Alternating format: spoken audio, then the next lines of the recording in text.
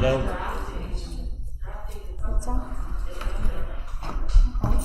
Good evening, everybody. Welcome everybody out this evening to our September 7th special meeting. The only announcement that I have is that our next regular board meeting will be with Monday, September 27th. That'll be a regular board meeting. So I'll entertain a motion that we approve the agenda that's presented in front of you. I'll make a motion to approve the agenda. Mr. Crawford, second.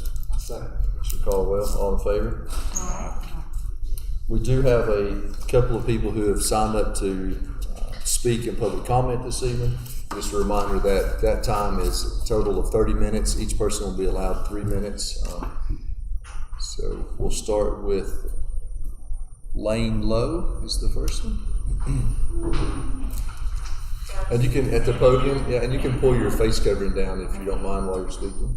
So before y'all start, I just want to say I'm super nervous, but this means enough to me to kind of overcome this debilitating fear of public speaking, so bear with me.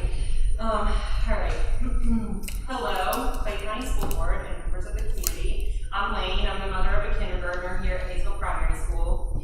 I'm here today because ultimately I believe that the masks are a social, psychological, and physical health hazard to all of our children all over the world.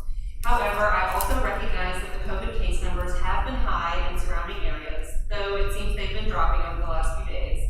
As a member of this community, I'm not here to be defiant, I'm not here to pick a fight, and I certainly don't want to harm my neighbor with my choice to not want my child or other children to have to wear a mask.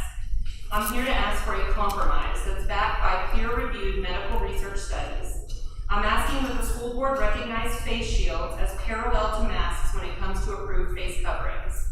I spoke to Mr. Dale Cole on Wednesday, September 1st, and he mentioned the P word a few times casually during our conversation.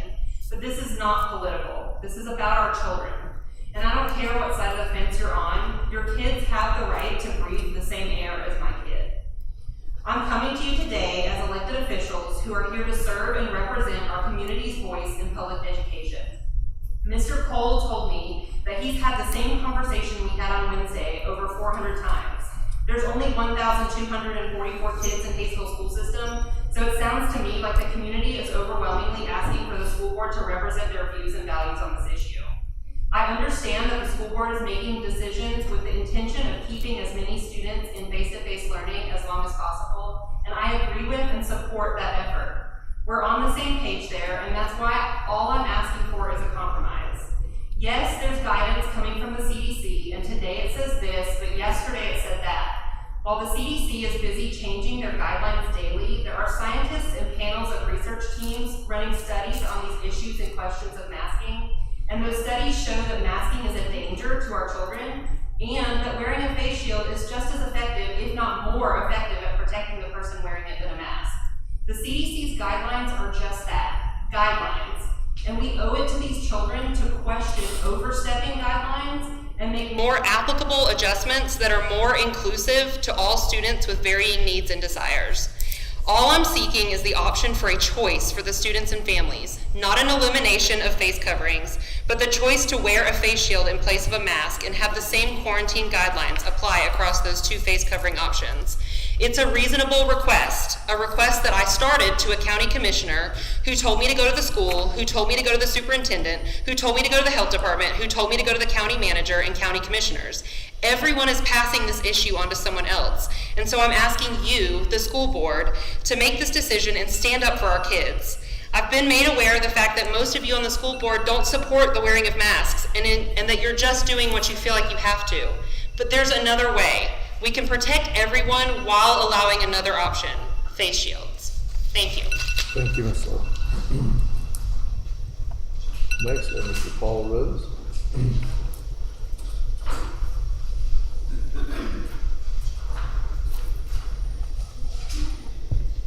Yeah, it's me again. I'm submitting a letter, and this letter raises a question related to the basic intent of the North Carolina Open Meeting Law. In accordance with this law, which applies to any public body, it is the policy that, quote, hearings, deliberations, and actions of these bodies be conducted openly, end quote. North Carolina law also defines this type of conversation as simultaneous communication, whether in person or remote via conference call. Although a number of states have further updated their laws to specifically include serial communication, such as email threads, North Carolina has not. I realize that this type of email-based advanced coordination and serial communication amongst board members outside of an official meeting greatly increases the efficiencies of the board's discussions during a meeting. However, it basically turns that official meeting into a rubber stamp of what has already been discussed and decided amongst individual board members out of the public view. The downside of that, as unintended as it is, that it basically robs the constituents, we the people, of those discussions, opinions, and what rational logic may go into a final decision. All we hear is the final answer. I'm confident most of the concerns residents may at times have with decisions would be eliminated if this level of openness was the norm. Matters before the board at this time, such as these health-related issues or updates to learning objectives that some view as steps towards indoctrination, are important enough that everyone should have access to those discussions themselves. Yes, emails between board members are a matter of public record, and through due process can be officially requested. However, even though following the letter of the law is required, it is far from meeting the intent of that same open meeting law. My specific request is that the board take a hard look at how the board processes its hearings, deliberations, and actions, and address them at a meeting for all to hear and understand whatever the board determines is the right answer. Thank you for your consideration, and I hereby submit this question to Superintendent Cole as Secretary of the Board.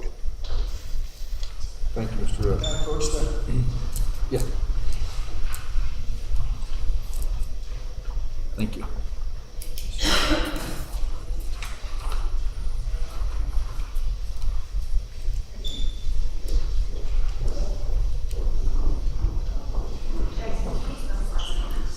ROHS. Next we have Mr. Chad Rodriguez.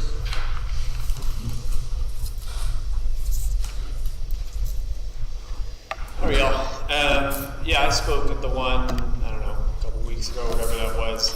And I just want to say thanks for your decision. I think, you know, like anyone else, like I want to always follow the proof, and I'll be the first to admit when I think like things need to change or be different. I think, you know, it's been abundantly clear the decision to kind of mandate the masks going into the start of the school year has been phenomenally helpful. I think to the kids overall, I think again, as we look at the schools surrounding us, I know Cherokee County, Towns County, like where it's been optional, we've seen a pretty quick, you know, deterioration of the ability to like make school happen. And so, you know, I stand here really just to kind of say, can we continue to support masking? I think the idea of face shields in general, like great, you know, I think the idea of as long as we're driving protection for our kids, you know, it's really the main thing. And I think ultimately what we want to have here is a way for us to continue learning as long as consistently as possible.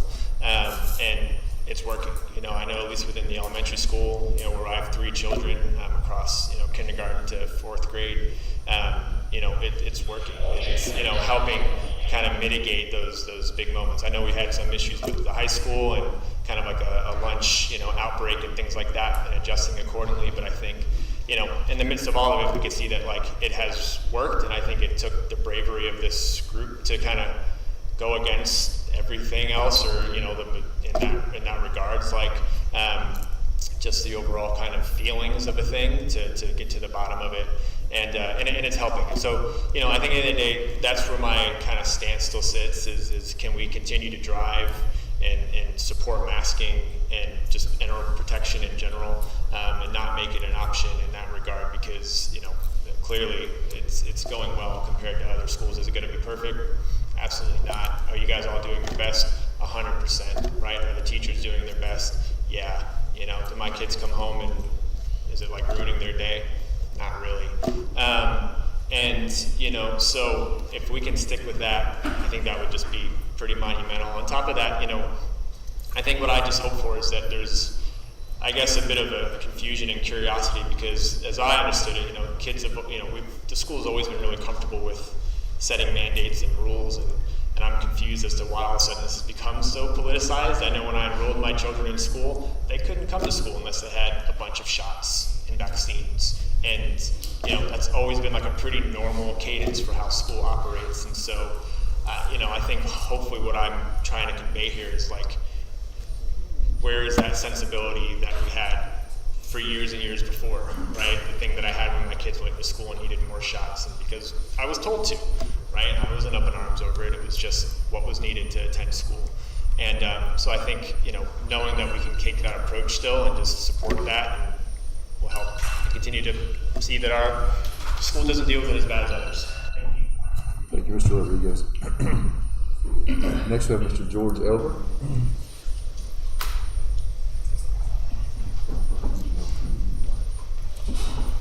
Elver.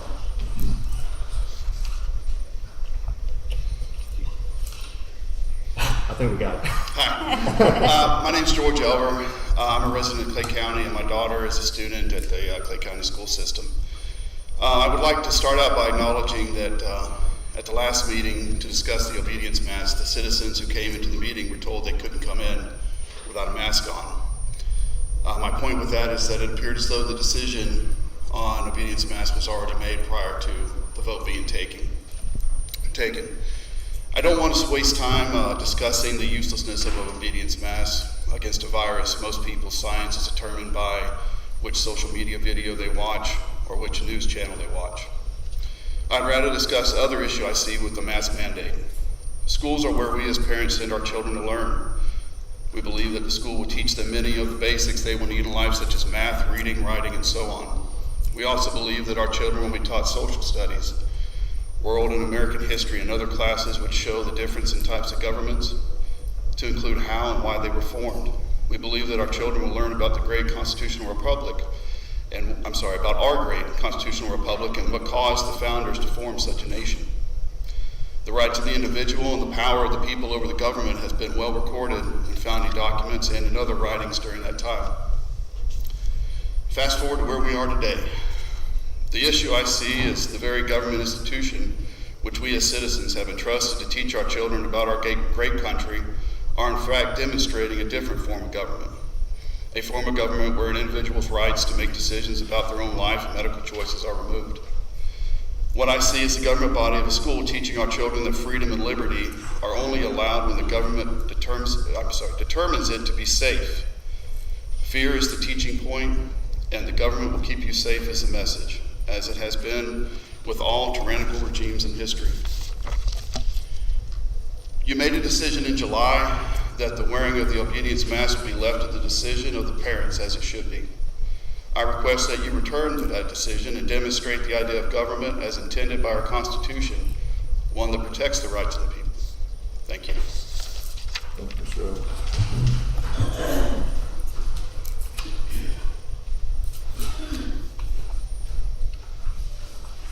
So next section of the agenda is our report section. We have a COVID data report. Mr. Coles will start with.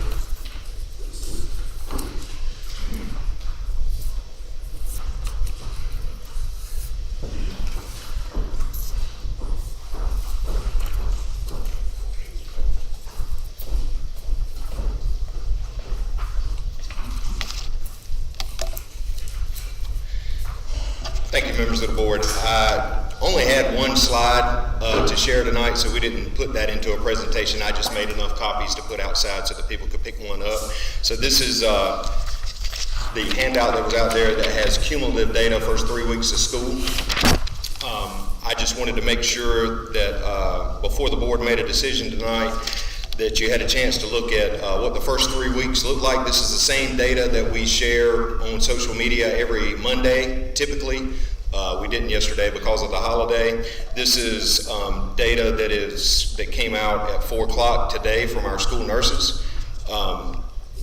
It was sort of a crazy day for them. We actually had 54 students come off of the quarantine list, and then 55 more went home. So it was almost a wash as far as the numbers go, but it was a huge switch and a lot of work for them. So school started on August 23rd. you can see where the numbers were, starting with just total enrollment, and what we share with everybody is number of students that test positive, number of students quarantined as close contacts, number of students exposed in a school setting. We think it's good for the board and the public to know how many of our students are actually being exposed while they're at school as opposed to being exposed outside of school, like at night or on the weekends. Number of staff positives, number of staff quarantined, a number of staff exposed in a school setting, and then just the total number of students and staff isolated or quarantined. So as you can see, the numbers have gone up each of the 3 weeks. As of today, we had 45 students that were positive as opposed to 17 on the first day of school. We had 229 students quarantined as compared to 50 on the first day of school. We had 74 students of the 229 were exposed in a school setting, and many of those were during our lunches, which we had to address. We found that to be a weak area of our plan, and so we completely reworked how we're doing lunches at each of the 3 schools on the main campus, and we made some changes at the primary school as well that our principals will report on at your request in just a few minutes.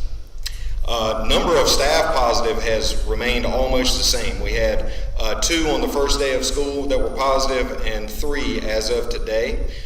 Number of staff quarantined in that 3 weeks has doubled, but is still only 8 at this time, and not all of those 8 are teachers. That is including all staff. And then the number of staff exposed in a school setting has only been 1. You can see our total numbers there. So we have currently 237 total staff and students quarantined and or positive as compared to 73 the first day of school.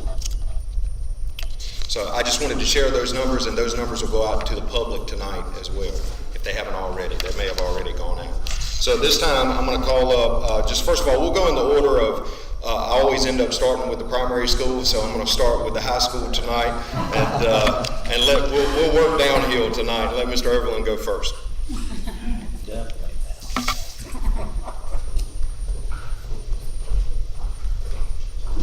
Thanks, Mr. Cole, members of the board. Just a quick report now that we're 10 days into the school year in the high school and all the other schools as well. As of this afternoon, high school had 77 students on quarantine. So that's over 20% of our student body was not able to come to school today. So that's a concern because we feel like in-person learning is the best thing for students. As Mr. Cole mentioned, we have adjusted our meal plan, our breakfast and lunch. We kind of blew all that up last week and have totally changed it. We cap our high school lunches and breakfasts at 88 students in the cafeteria, and everybody else is either going to the lecture hall or the field house or the gymnasium. So that allows us to spread out. We keep 2 empty seats on the right, 2 empty seats on the left, an empty row in front, and an empty row behind us. So that's a pretty drastic change. The students have responded amazingly well. They have to have their social conversations a little bit louder to be heard, but they are cooperating with us, and it has not been a problem at all once we got the hang of it after a couple of days. I won't pretend to speak for every teacher in the high school, but from the ones that I've talked to, the biggest challenge so far after 2 weeks of school has been teaching the face-to-face students simultaneously with the remote quarantine students. So very similar to what we heard last year. That's just a tough task, and they're doing very well with it, but that is the challenge. So our teachers would love to see that quarantine list get smaller and have more of their students back in the classroom, and that's a concern.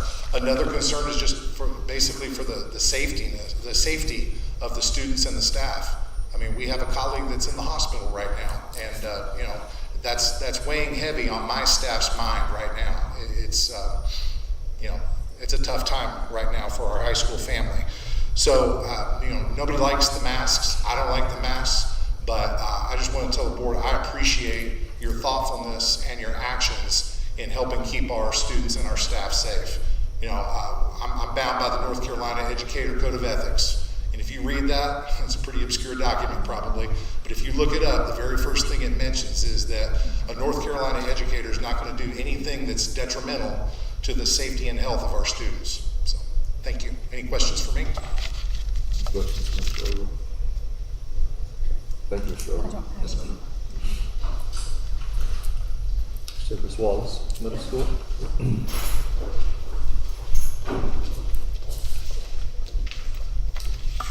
Hi.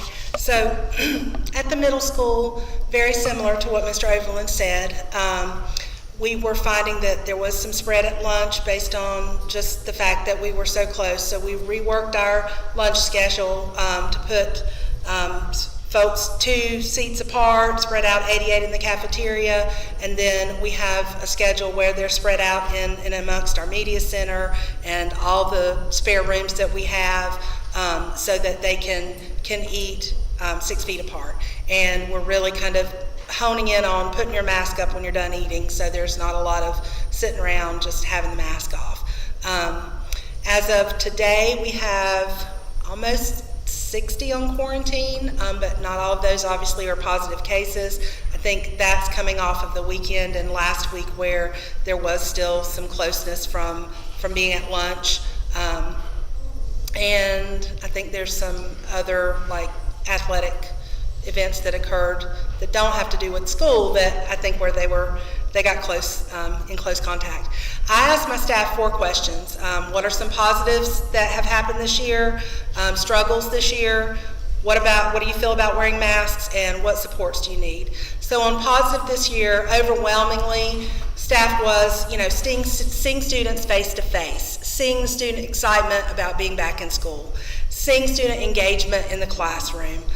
Kids are happy and they can see it. Staff and students have been so flexible with the new changes, and it's just been wonderful. The struggles this year overwhelmingly has been very similar to what Mr. Overland said. Teaching students who are in quarantine and are home for 2 weeks while still trying to teach the rest of your class. Last year they had some time, extra planning on Wednesdays to make up that, but students are still trying to teach those remote students that are quarantined while maintaining a classroom full of students. That has been hard, and we have new curriculums in reading and math, so they can't necessarily use what they did last year to throw on a video or to put assignments in because it's different. So that's been, I think, their overwhelming struggle. Wearing masks of the members of the staff I polled, 47% are still in agreement for wearing masks, 23% were not, and 30% had some sort of optional component, like maybe not outside or make it optional for the parent to choose. There were some options or some flexibility in that 30%.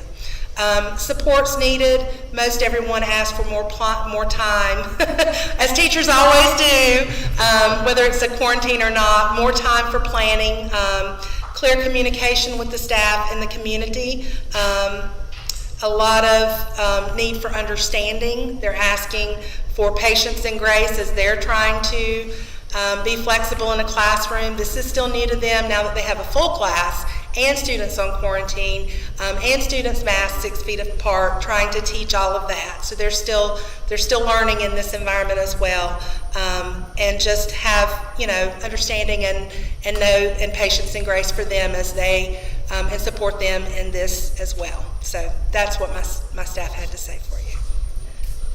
Thank you, Ms. Wallace. Ms. Godfrey, elementary school.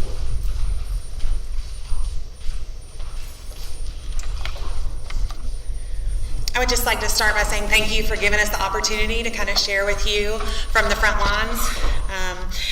I surveyed my staff because I know from an administrator perspective what I think is going well and what's been hard, but I certainly can't pretend to be in their shoes all day, every day.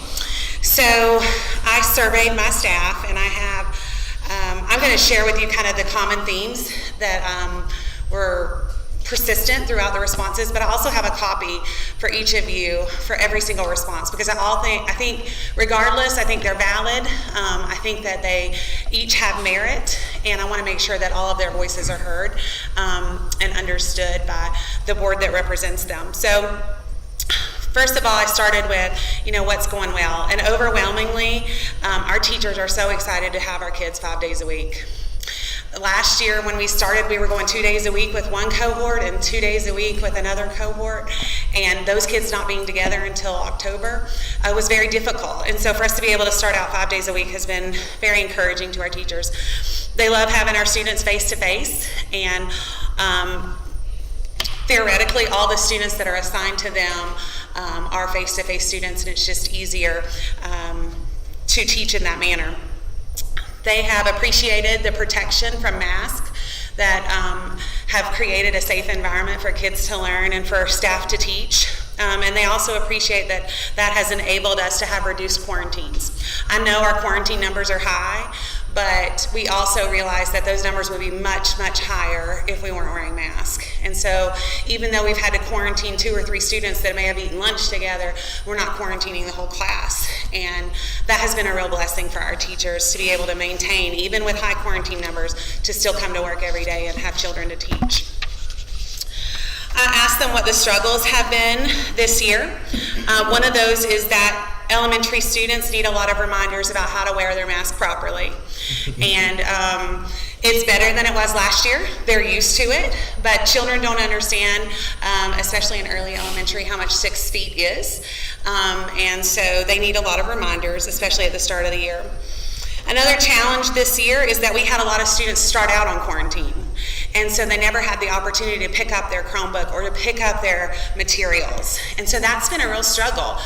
We require our students to sign a responsible use agreement before they have those devices.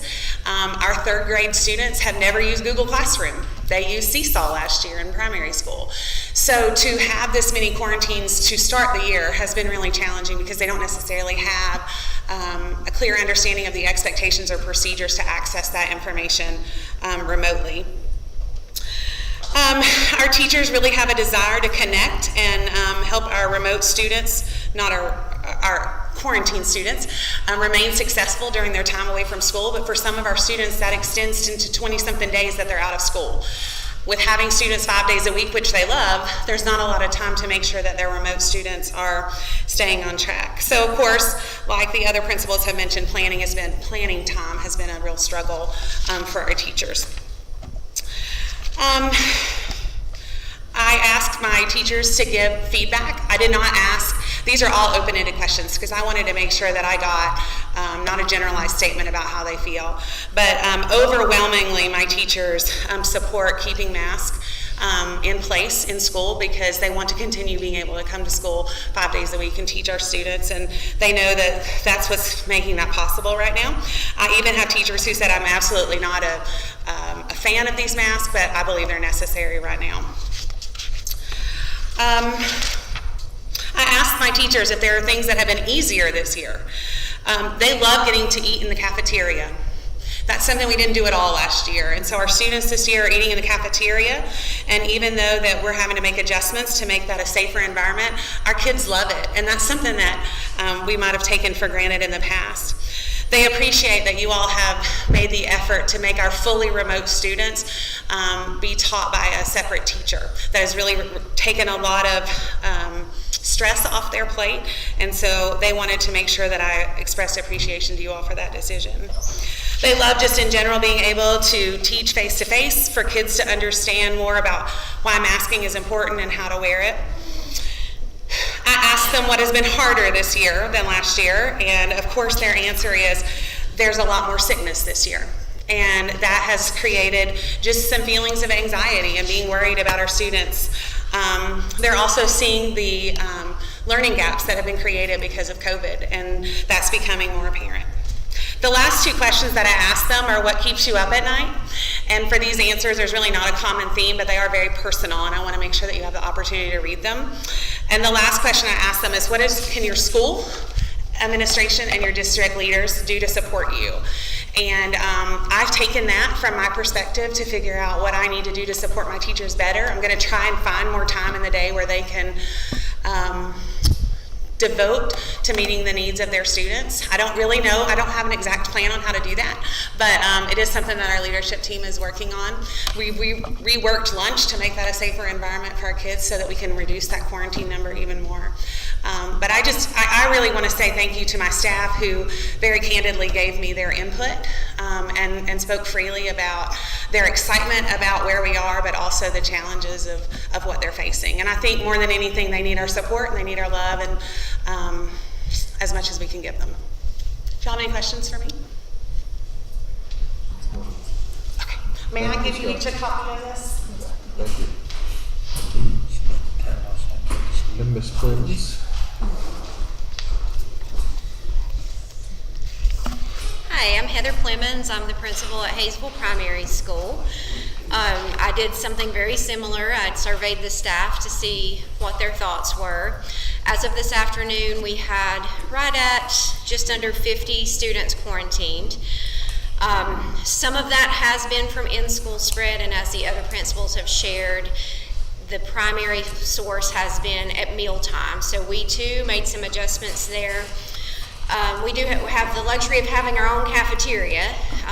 It doesn't hold all of our students at once, even when they're packed. So what we've done is we've taken, every group has a separate lunchtime so that they can space out. And when they have stickers on the seat and they have numbers assigned so that we can, if we have to contact trace, we know exactly who sat where each day.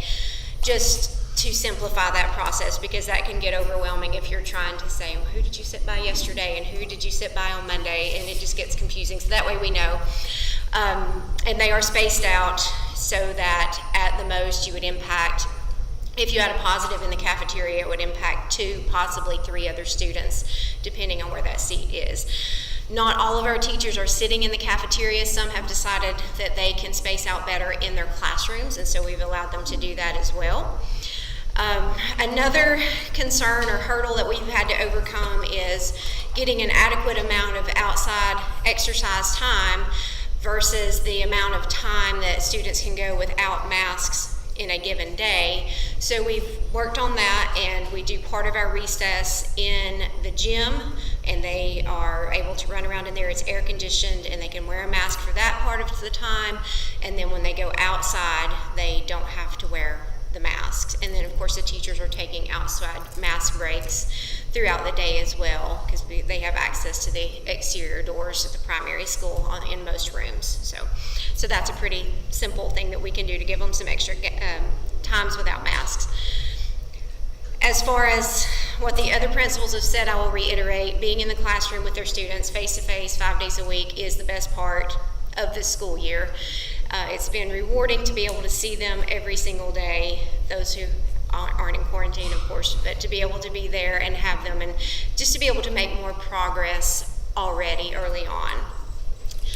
Some of the struggles, in like fashion with the others, just keeping up with the COVID protocols, keeping the mask on properly with the small ones, trying to social distance, and especially during meals. The inconsistent attendance due to quarantines are difficult. There are some academic gaps, but I think we're being able to fill those a lot more efficiently since we do have our students face-to-face. One of the questions I asked was, how did this school year compare to last year? And just to quote one of the responses, the challenges are minimal compared to last year. Having to teach online students and face-to-face students simultaneously last year was very draining and stressful. This year, all my focus can be on my students in the classroom. Also, having students back on Wednesdays gives us back so much more instructional time for activities, interventions, and whole group lessons.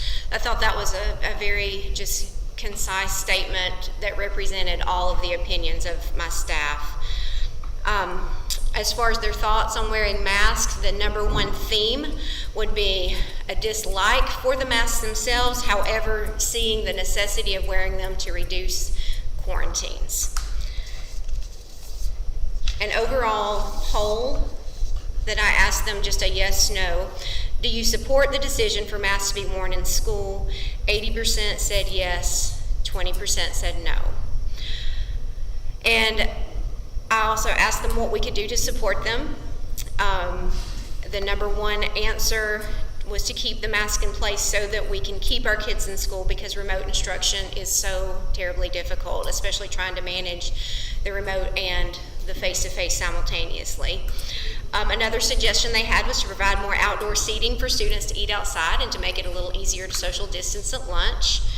The weather's cooperating with that a little bit better too. It was just so terribly hot there for the first start of school that nobody really wanted to eat outside because it was so hot. And I know this is something that we are working towards additional nursing staff. The two ladies that we have are just absolutely worked to death, and their entire time is committed to COVID and COVID protocol and quarantines. When we have other needs, the things that they should be doing or could be doing, they aren't able to get to those things. So that's the synopsis of the primary school. Do you have any questions for me? Questions or comments? Thank you, Ms. All right, thank you. Next, we have the action section of the agenda. First on that is recommendation for approval of the superintendent's authority to close classrooms, schools, or districts without prior school board approval. And this is, and you probably go part of the legislation, right? Senate bill, is it Senate bill? Yes, members of the board. It's Senate Bill 654 was signed into law by the governor this past week, and it has that bill is titled K-12 COVID-19 provisions, and it has a number of obviously provisions that are required by school boards. One of which is that the board will review any type of masking or COVID-19 spread mitigation policy at least monthly. So this board had already decided previously to have this meeting after 2 weeks to kind of revisit that. So you had already elected to do it in 2 weeks. The requirement now is monthly. So from this point on, I'm going to have this as part of the action agenda to be in compliance with the law at each regular monthly board meeting. Of course, the board can elect to call a special meeting or an emergency meeting at any time. For number 6 on the agenda tonight, recommendation for approval of superintendent's authority to close classrooms, schools, or district without prior school board approval. The problem is that I mentioned that we only have three of our teachers that were out. I've told the board and the public before, that is what will shut schools and districts down, is the loss of staff, not necessarily the quarantining of students. As long as we have staff available to be able to monitor and supervise kids and cook the food and drive the buses and all of that, we can have school for 10 kids if that's all we had. The problem is when we don't have the staff to be able to monitor the safety of the students. So far we've been good, but if the board approves this recommendation, what that'll allow me to do is if I get notification at 4 o'clock in the morning on a Wednesday morning that we don't have enough staff at the middle school to be able to cover all of our classes, I can immediately shut school down or make school virtual for that day, depending on what the issue is. If we have so many teachers or staff that are sick with COVID and can't actually work, then we would have to shut the school down for that day until we could get enough staff to have it. If it's due to quarantines, where most of the time we allow our teachers to work from home if they're physically able to do that. Because I just feel like it's better to have school virtually than to not have school at all. So if they're quarantined and they can't come to work, they can work from home if they have a fast enough internet connection and they can make that work, and we allow that most of the time. But it would be very difficult to have an emergency board meeting before school that morning. Certainly, I would report out to the board, but I would recommend that I need to kind of have that authority to be able to manage those situations because of the difficulty of having a board meeting. So Mr. Cole, can you give just an approximate number of, like, in each school, how many staff would you need to make a call like that? That would be either quarantined or positive. Well, it would I know depend. It's kind of hard to put It would depend because it depends on a lot of our substitute teachers are older folks that aren't real excited about coming in and working in the schools right now because they're 65 and older and they're worried about their risk level. So we have been able to get some new folks approved as subs, but it depends on how many subs we have scheduled at each school that day. I can't really give you a clear number because it kind of depends. We typically need a certain number of subs at each school every day, and that number changes every day, depending on how many people come back, how many people go on quarantine. It's constantly changing the needs at each school. And about how many subs, I don't remember how many we have on our list. I'm sorry, I'm just totally. It's never changing because we've got so many coming off to be hired, and we're not replacing them very quickly. Yeah, I knew that there was. Scared to come in. I knew there was an issue with, Yeah, you know, I would getting say 30 subs. on the list, but I would not say 30 right. Okay. Because also, in order for us to call a special call meeting or make this approval, we'd still have to give public 48 hours notice, or. Well, not for an emergency. For an emergency, we could, okay. Not for an emergency. But it would be very difficult to have a meeting before school started that morning. And you have to have time to be able to communicate it out because, you know, our same 20 buses transport all of our students. So I have to be able to get the message out to the parents of that particular school before they get on the bus. Yeah. Or we're gonna have to turn around and bus them back home. Sure, okay. Did we not do something similar to this last year? We did. No. We did. And I guess it's similar to weather as well. I mean, It is. It's very similar to a weather call.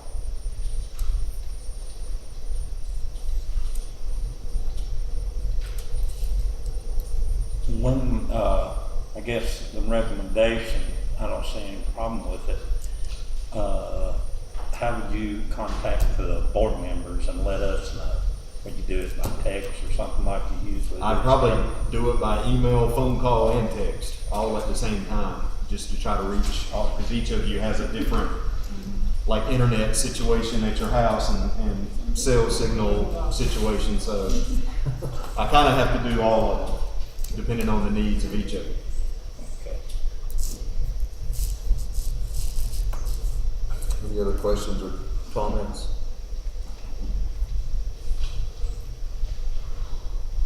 So this is, just so I'm clear on this, if you have a power outage, you can call school.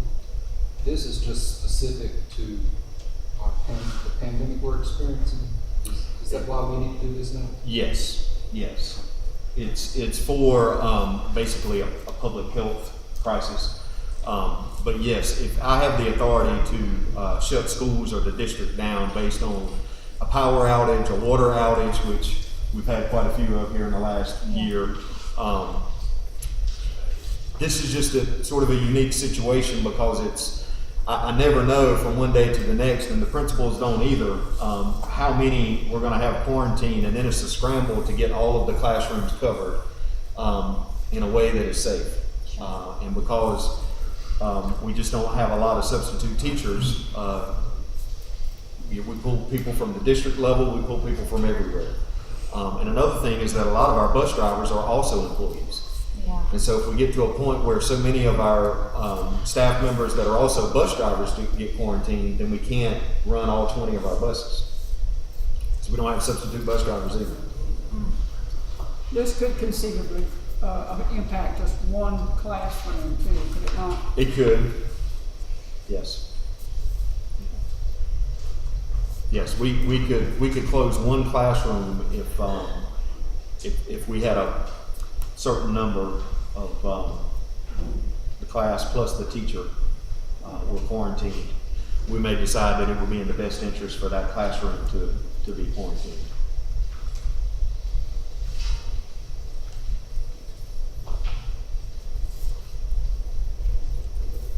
Any other questions or comments? If not, then I'll entertain a motion for a recommendation for the approval of the superintendent's authority to close classrooms, schools, or the district without prior school board approval. Make a motion. Mr. Thomas. Approve. I'll second it. Ms. Beck, second. All in favor? Thank you. Next, kind of, again, Mr. Cole's alluded to this, but the mask policy being looked at monthly. And of course, we have this in place, so we do have a recommendation to approve policy 4231, and this is, correct me, from the State School Boards Association, based on that legislation act, correct? Yes, this just came out from the North Carolina School Boards Association. I provided the board with copies of two different policies. One is for a policy for mandating masks for the school year with a monthly revisiting of that topic to fall in line with Senate Bill 654 that was signed into law last week. The other is basically the same policy, but is a mask optional or a parent option policy that were you to at some point in one of your monthly meetings decide based on the data or whatever you use to make the decision to move from mask mandated to mask optional, then we would institute the other policy. So tonight what you could do is you could elect to approve this policy or the other policy. It's up to you, and it's going to be that way every month from this point forward for this school year, for the 2021-2022 school year. And just to point out that both of those policies, if you notice, obviously option A, they are numbered the same. So you have option A being mask mandatory, option B being mask optional. So just make note of that at the top of the page. And just to clarify, I am recommending that we keep the mask requirement in place for now due to the COVID numbers that we have. I don't think that now is the time to loosen any restrictions based on the data that we have. But of course, that is the decision of the board.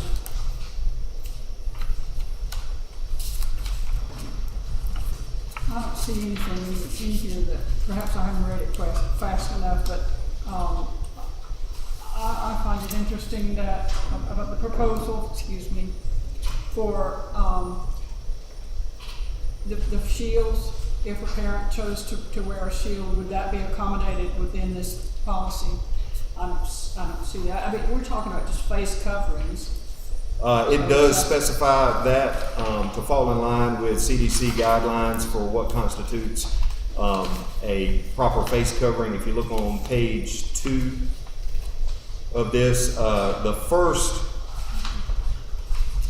paragraph, to provide the greatest protection against the spread of COVID-19, face coverings must be worn properly.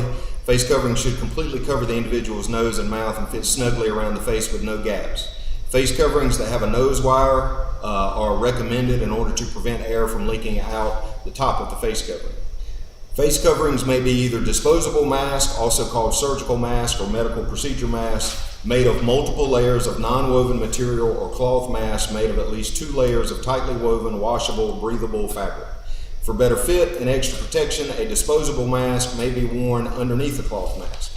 2 disposable masks should not be worn together. Face shields, masks with exhalation valves or vents, single layer masks, or masks made of thin fabric that do not block light, scarves, ski masks, bandanas, and turtleneck collars do not qualify as face coverings for the purposes of this policy.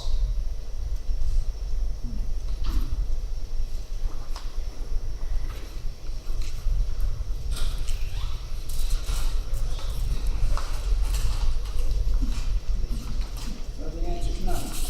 Yes, ma'am. I mean, as it relates to quarantining students, that is what the policy requires, and that aligns with what CDC guidelines say, as well as DHHS and the Clay County Health Department, which they're all linked together, so that's what's in line with those requirements.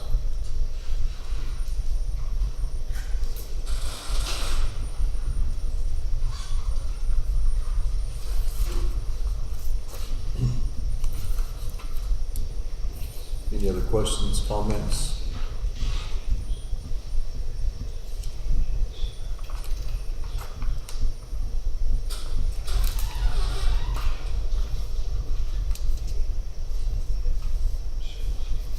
motions?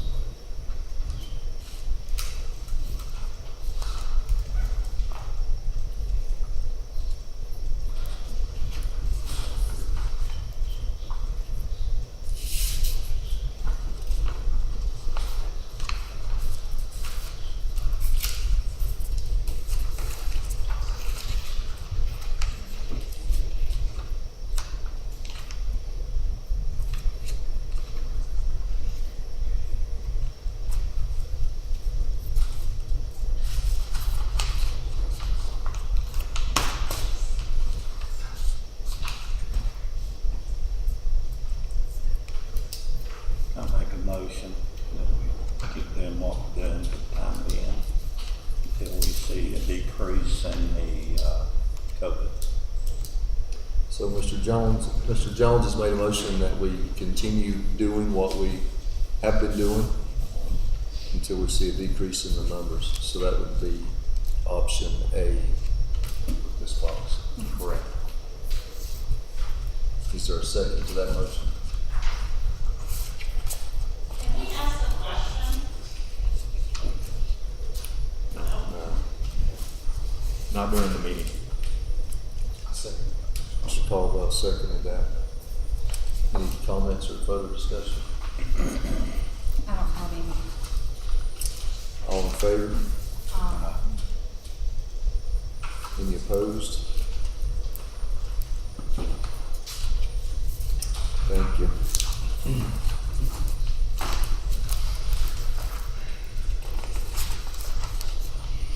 And with that, I'll entertain a motion that we adjourn. Mr. Caldwell, I'll second it. Mr. Crawford second, all in favor? Aye. Thank you. Thank you, everyone.